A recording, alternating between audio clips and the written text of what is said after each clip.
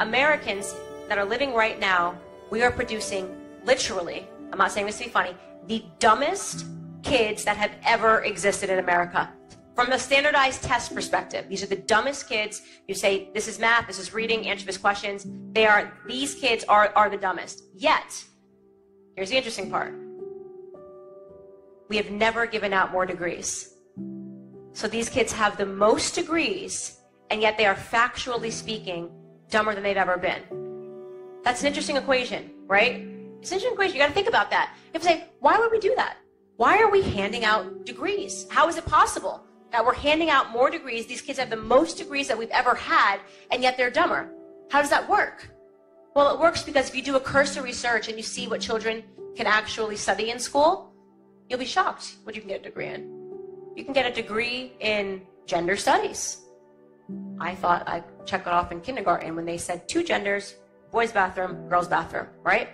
Now you can spend 4 years learning what it took me in 1 class in kindergarten to learn. That's a meaningless degree.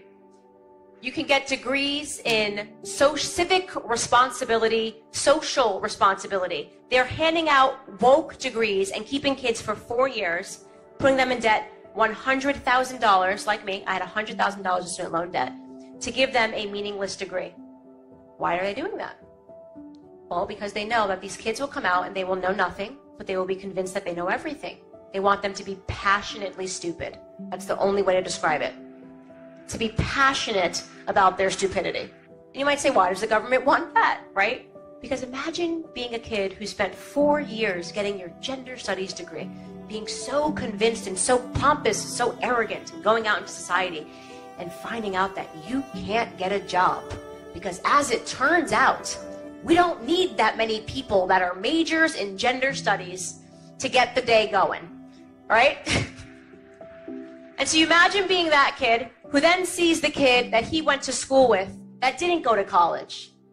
That kid's fixing air conditionings, and he's making 6 figures because it turns out we need a couple of people that can do some plumbing and can fix some air conditionings. And so what happens to that kid who went to college? He becomes angry.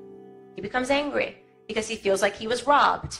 He's angry that that kid is more successful than him and he went to trade school. He's angry that that kid maybe tagged along with his dad to work and he's making more money than he is, doesn't understand it. So of course that kid thinks the system is broken. I did everything right, the system is broken. And that kid has learned in school that the system is broken because capitalism is backwards, because capitalism is wrong. So that's part of the plantation economics, right? Make sure the slaves don't learn.